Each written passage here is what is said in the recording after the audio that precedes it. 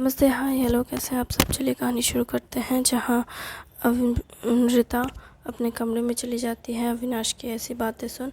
फिर अमृता जाने के बाद अविनाश आता है। थोड़ी देर बाद सूप लेकर के अमृता अविनाश को गले लगा लेती है।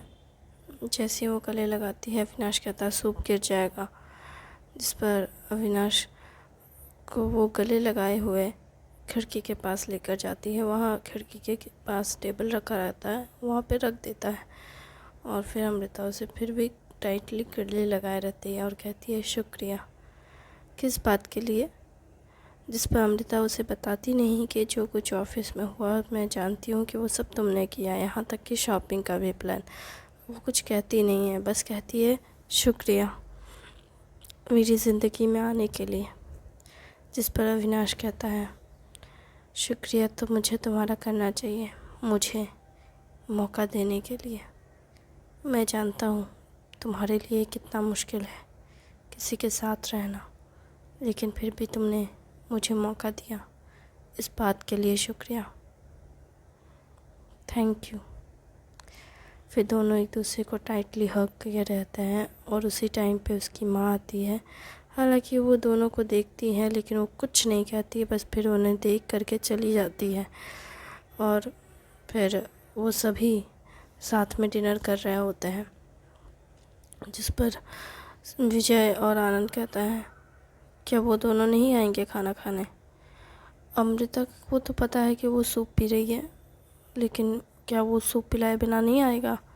देकर भी तो आ सकता था। जिस पर अविनाश की माँ कहती है तुम क्यों अपने दोस्त के पीछे पड़े हुए हो? कबाब में हड्डी मत बनो, चुपचाप खाना खाओ। यहाँ है ना उसकी माँ तुम लोगों को खाना खिलाने के लिए। मेरे बेटे ने बना दिया है, बना बनाया सब कुछ आया भी है, तो फिर क्या टेंशन है? सब मिल बांट के खाओ और ख़त्म करो। विजय अविनाश की माँ की बातें सुन समझ आता है, क्योंकि वो थोड़ी देर पहले गई ही थी उन्हें उसे बुलाने के लिए, लेकिन वो देर घूम कर आ गई, तभी वो समझ जाता है। तो वो कहता है आनंद को सर पे थपड़ी मार के चुपचाप खाना खाओ और हमें घर जाना है और शादी की तैयारी करनी है। 1 हफ्ते में शादी है, मतलब समझ लो कल से 6 दिन बचेंगे। 6 दिन के अंदर सब कुछ अरेंज करना है। वैसे अंकल आंटी आप अमृता के माँ बाप से कब मिलेंगी? जब अविनाश और अमृता मिलना की। जिस पर आनंद कहता है और विजय दोनों ही एक दूसरे का चेहरा देखते हैं और फिर कहते हैं आंटी कुछ है जो मुझे आपको बताना चाहिए। क्या? वो ये कि अमृता अपने माँ बाप का घर छोड़कर यहाँ पे आकर रह रही थी। जिस पर अविनाश की माँ कहती है मुझे पता है। क्या आपको पता है? हाँ, उस बहादुर लड़की ने सब कुछ अकेले हैंडल किया। उसके माँ बाप ने उसे सपोर्ट नहीं किया। यहाँ तक मैं ये भी जानती हूँ कि वो अपने माँ बाप को ज़्यादा पसंद नहीं करती, लेकिन उनकी बेटी की शादी है तो उन्हें पता तो होना ही चाहिए। जिस पर विजय कहता है ठीक है तब आंटी मैं आपको मिलाने ले चलता हूँ उनके पास। जिस पर वो कहती है नहीं, मिलाने तो मेरा बेटा और बहू ही लेकर जाएंगे और मिलाने के बाद हम लोग तय कर लेंगे बड़े बुज़ुर्ग की कैसे क्या करना है। तुम लोग बस शादी की बाकी तैयारियां करो, ठीक है? जैसा आप कहें। और हाँ, मैंने सुना है कि जिसने अमृता का चेहरा इस तरह से किया है उसमें मतलब पुलिस केस अभी चल रहा है, कोर्ट में कब हेयरिंग है? जिस पर वो कहते हैं कि 2 दिन बाद है। ठीक है, तो सब कुछ हो जाएगा। तो हाँ आंटी सब कुछ मैनेज हो जाएगा, ठीक है। फिर आनंद कहता है आप क्यों पूछ रही थी? जिस पर विजय कहता है चुपचाप खाना खा। वो क्यों पूछ रही है वो छोड़। जिस पर उनके खाना खाने के बाद बर्तन वर्तन मैसने लगती है वो, तभी अविनाश आता है और कहता है माँ क्या कर रही हो? मैं मैस देता ना। क्या मैं इतना भी नहीं कर सकता? क्या मतलब? तुम हमारे बीच मत पड़ो। पापा क्या बोल रहे हो? माँ को मैंने रोका तो आप क्यों भड़क रहे हो? क्योंकि तेरी माँ के साथ मैं मदद करने वाला हूँ, ठीक है? तो हमें एंजॉय करने दो हमारा टाइम। ठीक है, मैं समझ गया। तू खाना खा। फिर वो खाना देते हैं अपने बेटे को और फिर वो अपनी वाइफ के पास जाते हैं और कहते हैं, तुम क्यों पूछ रही थी हेयरिंग को लेकर के? अब मेरी मदद करने के लिए आए थे ना, तो मदद कीजिए ना। लीजिए, इसे अच्छे से मैसी है, मैं धो ले रही हूँ। अरे, मैंने तो ऐसे बेटे को टोका। ओह, बेटे को टोका तो करने में क्या दिक्कत है? मदद करने वाले थे ना, हमारा टाइम एंजॉय करने के लिए। ठीक है, मैं कर देता हूँ। फिर वो दोनों बर्तन धोआ धोई करते हैं। इधर अविनाश भी खाकर अपना प्लेट जाकर बेसिन में रख देता है, जिस पर उसके पापा भड़क जाते हैं और कहते हैं, इतना सा तू नहीं कर सकता है? हाँ, मुझसे अपने बाप से काम करवाएगा? अरे, मैंने कब कहा कि आप काम करो? मैंने तो आपको मना किया था। क्या अपने बेटे का जूठा प्लेट नहीं धो सकते हैं? वाह रे वाह, इतना सा काम करने में आपको शरीर में दर्द हो रहा है? अरे, मैंने कब कहा? वो अपनी वाइफ को देख करके वो बहुत सहमने जैसे ड्रामा करने लगते हैं और कहते हैं, देखो, मैं घर के काम में तो हमेशा तुम्हारी मदद करता था, मैंने कब कहा कि मैं नहीं करूँगा? अरे, बेटा बड़ा हो गया है तो क्या वो खुद कर सकता है? बेटा कब से लगा हुआ है, सुबह भी उसने ब्रेकफास्ट किया, बनाया, उसने सब कुछ किया। हाँ, तो मैं क्या करूँ? तो ना बेटे की कोई मदद कर रहे हैं, ना मेरी कोई मदद कर रहे हैं। अब तो बस घूम रहे हैं, पता नहीं कौन सी दुनिया में खोए हुए भी है।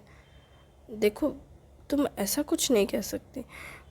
मेरे मैं आराम कर रहा हूँ, एंजॉय करने में क्या बुराई है? वही तो, आप कुछ भी तो नहीं कर रहे हैं। शॉपिंग के टाइम पे भी हाँ हाँ, तुमको जो ठीक लगे वो करो। पैसे देने के अलावा आप कुछ और करते हैं? अरे, किया है ना, तुम्हारे लिए एक साड़ी शॉपिंग की है। अच्छा, एक साड़ी दे करके मुझे खुश कर रहे हैं, पटियाने की कोशिश मत कीजिए। मैं अच्छे से जानता हूँ, तुम्हें एक साड़ी मिल जाती है, तुम खुश हो जाती हो। जिस पर अविनाश वहीं रहता है और खांसते हुए कहता है, मम्मी पापा आप दोनों लगे रहे, लेकिन मैं जा रहा हूँ। जिस पर उसकी माँ कहती है, हाँ जाओ जाओ, सोने जाओ। फिर वो गुड नाइट बोल कर चला जाता है अमृता के कमरे में और कहता है, क्या हुआ? अमृता पूछती है। तो अविनाश कहता है, वो दोनों तो लगे हुए हैं, अपने मज़े में हैं, तुम चलो नाइट वॉक पे। क्या नाइट वॉक पे? हाँ। फिर अमृता को लेकर अविनाश निकलने जा रहा होता है, तो अमृता की और अविनाश दोनों जब जाने वाले होते हैं, तभी उनकी माँ कहती है, कहाँ जा रहे हो? नाइट वॉक पे जा रहे हैं, हम हर रोज़ जाते हैं। ठीक है, अच्छे से जाना और इन्जॉय करना। जिस पर वो कहते हैं, उसके फादर, ये दोनों चले गए, हम भी चलते हैं नाइट वॉक पे। नहीं, उनको एरिया पता है, वो गुम नहीं होंगे। हम अभी रात में गुम हो गए तो वो कितना परेशान होंगे। बात तो तुम्हारी पॉइंट वाली है, हम तो यहाँ पे कुछ नहीं जानते, लेकिन क्या है ना, चलते हैं ना। हाँ हाँ, अपने घर के सामने तो रहते थे, तब तो आज तक नहीं लेके गए नाइट वॉक पे। अभी यहाँ पे आकर के नाइट वॉक पे बेटे और बहू को देख के प्यार आ रहा है आपको? ज़्यादा मत उछलिए, बुढ़ापा आ गया है। क्या? घुटने में दर्द हो जाएगा, इसलिए चुपचाप घर पे रहिए। चलना अच्छी बात होती है हेल्थ के लिए। तुम मुझे टॉन्ट मार रही हो कि मेरा बुढ़ापा आ गया? हाँ, बुढ़ापा आ गया तो आ गया, बुढ़ापा आने में क्या बुराई है? देखो, मैं बूढ़ा नहीं हुआ है, ठीक है, मत होइए। मैं तो बूढ़ी हो गई हूँ, मेरा शरीर थक गया है। क्या है ना, सारा टाइम शॉपिंग करते करते, इतने दुकानों के चक्कर काटते काटते मैं थक गई हूँ। अब मुझे रेस्ट चाहिए। सारे काम किचन के हो गए हैं, अगर कुछ बाकी है तो आप देख लीजिए और लाइट वाइट ऑफ कर दीजिएगा। बेटा बहू अपने आ जाएंगे तो आप सोने आ जाइएगा। मैं तो चली इस कमरे में सोने के। क्या तुम सोने जा रही हो और मैं यहाँ पे क्या करूं? आपके पास तो है ना आपका टीवी, उससे एंजॉय कीजिए, वही तो आपकी बीवी है। क्या तुम भी ना, मुझे ऐसे नॉटिस मत करो। चलो साथ में सोते हैं। फिर वो दोनों सोने चले जाते हैं। जब अमृता अविनाश आते हैं, देखते हैं घर में लाइट्स ऑफ है। फिर वो समझ जाते हैं कि वो सोने चले गए हैं। फिर वो लोग बाहर का डोर अच्छे से लॉक करते हैं। डोर की आवाज़ सुन अविनाश की माँ जाग जाती है और फिर कमरे से बाहर आती है और देखती है कि वो दोनों आ गए हैं। जिस पर अविनाश कहता है, माँ आप अभी तक नहीं सोई? अरे जब तक तुम लोग घर नहीं आओगे तब तक कैसे सो सकती हूँ? पता तो चलना चाहिए ना कि बहू और बेटा घर आ गया है। ठीक है माँ, मैं अब आ गया हूँ, अब सो जाइए। फिर वो सोने चली जाती हैं और फिर अविनाश और अमृता सारे दरवाजे खिड़की देखकर फिर सोने चले जाते हैं। सुबह होती है, सभी लोग शादी की तैयारी में जुटे होते हैं। दिन गुजरते जाते हैं। इधर है कोर्ट की डेट मिलती है और वासुदेव को सज़ा भी हो जाती है। अमृता को बस वार्न किया जाता है कि सावधानी रखे, दूसरों पे भरोसा करने से पहले एक बार जांच ले। जिस पर अमृता कहती है, इसमें मैं क्या कर सकती हूँ सर, मैंने तो दोस्त समझकर भरोसा किया था। लेकिन ये एक सीख है हर औरत के लिए कि कभी भी किसी भी आदमी पे भरोसा ना करें, और अगर कोई आपके घर आना चाहता है तो जब घर में लोग हो तभी उसे आने दे। ये बोलकर वो अमृता को वार्न कर छोड़ देते हैं। इधर वासुदेव को वह पूरी ज़िंदगी के लिए सज़ा होती है, ज़िंदगी भर वो जेल में रहेगा। और इधर फिर एक दिन अमृता, अविनाश और उसके मम्मी पापा सभी अमृता के माँ बाप से मिलते हैं अमृता के घर जा कर के। फिर कहते हैं कि हमने ये शादी की कार्ड छपवाई है, अगर आपको ये पसंद नहीं है तो आप बता सकते हैं, हम आपकी पसंद से भी कार्ड छपवा सकते हैं। वैसे अगर आप अपने रिलेटिव सबको बुलाना चाहें तो बुला सकते हैं, तो सब कुछ अरेंज हमने कर दिया है। आप अगर अपनी बेटी को आशीर्वाद देना आए तो अच्छा रहेगा, आपकी बेटी को अच्छा लगेगा। जिस पर अमृता की माँ कहती है, हम तो चाहते ही हैं कि हमारी बेटी आपके घर की बहू बने। हम बहुत खुश नसीब हैं कि आपका बेटा हमारी बेटी का हाथ थाम रहा है, जबकि वो ठीक भी नहीं है। ये सुनकर अविनाश की माँ अविनाश का चेहरा देखने लगती है, जिस पर अमृता की माँ समझ जाती है कि इन्हें कुछ नहीं पता। फिर वो बहाने से अविनाश को अपने पास बुलाती है और कहती है, क्या तुमने अपने माँ बाप को कुछ नहीं बताया? मैंने कहा था उन्हें पता होना चाहिए। जिस पर अविनाश कहता है, मैं जानता हूँ कि उन्हें क्या बताना है और क्या नहीं बताना, आपको नहीं सोचना होगा। और वैसे भी अमृता का ख्याल मुझे पूरी ज़िंदगी रखना है, आपको नहीं, तो मैं अच्छे से जानता हूँ मुझे क्या करना है नहीं करना। फिर वो ये कहकर चला जाता है। अमृता की माँ की बातों से अविनाश की माँ को थोड़ा डाउट तो हो जाता है और वो जानती है कि उसका बेटा कुछ छुपा रहा है। काफ़ी टाइम से वो समझ रही थी, लेकिन फिर भी वो कुछ नहीं कहती है। फिर एक दिन शादी से ठीक 2 दिन पहले अमृता से पूछने वाली होती है, लेकिन तभी अविनाश अपनी माँ को रोकता है और कहता है, क्या हुआ माँ, आप अमृता से क्या पूछना चाहती हैं? मुझसे कहिए, मैं काफ़ी टाइम से देख रहा हूँ आप कुछ बात करना चाहती हैं अमृता से। मैं उसकी माँ की कही हुई बात पे जानना चाहती हूँ कि क्या कहना चाहती है कि अमृता जैसी लड़की। माँ, मैं ये कहना चाहता था कि तू भी जानता है ना, पर तू मुझे बताएगा नहीं। मैं बस इतना कहना चाहता हूँ कि अमृता को साइकोलॉजिकल प्रॉब्लम है। उसे बचपन से माँ बाप ने प्यार नहीं किया, जिसकी वजह से उसे अकेलापन महसूस हुआ और उसे लगता है कि कोई भी उसे प्यार नहीं करता और इसलिए वो ऐसी है। जिसकी वजह से वो खुद से सबको दूर रखती है, और इसलिए उसकी माँ को लगता है कि मुझे उससे शादी नहीं करनी चाहिए। क्या बकवास है ये। अगर कोई किसी से खुद को दूर कर रहा है लेकिन वो फिर भी उससे प्यार करता है तो उसे दूर नहीं जाना चाहिए क्या? वो अपनी माँ की बात सुन हैरान होता है, फिर कहता है, माँ आप ठीक से मेरी बात सुन रही हो ना? समझ में आया आपको? वो खुद को दूर रखती है लोगों से। हाँ तो तू तो दूसरों को खुद अपने करीब रखता है ना, तू संभाल लेना उसको, उसे प्यार करना सिखा, उसे जीना सिखा। इसमें क्या गलत है? अगर कोई किसी से प्यार नहीं कर सकता है या किसी को प्यार करना नहीं आता है तो इसका ये मतलब नहीं कि वो प्यार के लायक नहीं है। वाह ये सुनकर वो अपनी माँ को गले लगा लेता है और कहता है, मैं सच में आपका ही बेटा हूँ। मैं हमेशा अमृता से ऐसी बातें करता था और इसलिए तो वो तेरे प्यार में फंस गई है ना? क्या माँ, आपको मेरी तारीफ़ करनी चाहिए कि आपका बेटा कितना अच्छा है कि किसी को प्यार करना सिखा रहा है, जिसे बिल्कुल भी प्यार का प तक नहीं आता था। अच्छा, उसे बिल्कुल नहीं आता था, या बस उसकी सारी फीलिंग्स दबी हुई थी, बस तूने उसकी मदद की उस फीलिंग्स को एक्सेप्ट करने में, और कुछ नहीं। क्या मतलब फीलिंग्स दबी हुई थी? देखो, एक लड़की को प्यार करना अच्छे से आता है, बस वो उस प्यार को एक्सेप्ट नहीं करती है क्योंकि उसे डर लगता है टूट जाने से, बिखर जाने से, और उसने बहुत कुछ पहले ही सफ़र किया है, तो वो क्यों किसी को आने देगी अपनी ज़िंदगी में?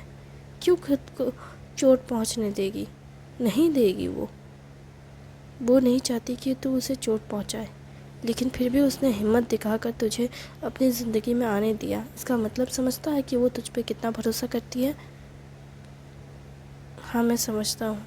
हाँ, तो तू अगर समझता है तो इस बात का अच्छे से ख्याल रखना, उसे कभी चोट मत पहुँचाना। अगर मुझे पता चला कि तूने मेरी बहू को रुलाया है तो देखना मैं तेरा क्या हाल करूँगी। माँ, आप मुझे धमकी दे रही हो? हाँ, क्योंकि मैं उसकी माँ की तरह नहीं हूँ जो तुझे और उसे अलग करूँ। मैं अच्छे से जानती हूँ कि मेरी बहू को क्या चाहिए, इसलिए मेरी बहू को चोट मत पहुँचाना। अगर उसे इमोशनली चोट पहुँचा तो तुझे मैं फ़िज़िकली हार्म करूँगी। ठीक है माँ, मैं समझ गया। आप उसे इमोशनली चोट नहीं पहुँचाऊँगा और मुझे आप फ़िज़िकली चोट मत पहुँचाइएगा।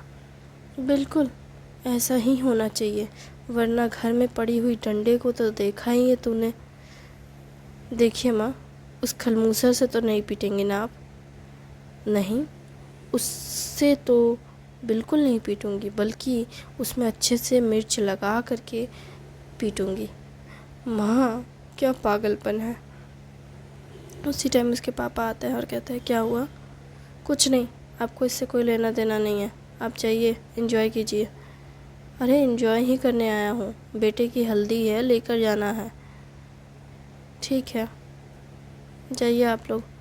फिर सभी लोग शादी को एंजॉय कर रहे होते हैं, जहाँ सब लोग हॉल घर में आते हैं। शादी के लिए एक बड़ा सा हॉल घर बुक किया हुआ होता है, वहाँ पे सब कुछ होता है, सारे नेक बीत सब कुछ वहीं होते हैं और सारी शादी की तैयारियां वहीं चल रही होती है। अमृता और अविनाश तो 2 दिन से एक दूसरे की शक्ल नहीं देखे होते हैं, तो वो दोनों एक दूसरे से मिलने के लिए, एक दूसरे को देखने के लिए तरस रहे होते हैं, लेकिन अनफॉर्चुनेटली ऐसा कुछ होता नहीं है और वो बस एंजॉय कर रहे होते हैं उस मोमेंट को, जहाँ वो दोनों मैसेज में भी बात करते हैं और उस शादी को एंजॉय करते हैं अपने अपने। और फिर शादी का दिन आता है और शादी होने वाली होती है और शादी को सभी लोग एंजॉय कर रहे होते हैं। उसकी मम्मी अमृता की माँ अविनाश की माँ के पास आती है और कहती है, आपका शुक्रिया था मेरे बेटी को अपनाने के लिए। आपको शायद नहीं पता हो। जिस पर अमृता की माँ कहती है कि ऐसी बातें सुन अविनाश की माँ कह देती है कि आपको अपनी बेटी को इतना कमज़ोर नहीं बनाना चाहिए था, पर आप चिंता मत कीजिए, मेरा बेटा और हम उसका अच्छे से ख्याल रखेंगे। अपनी बहू का। Thank you.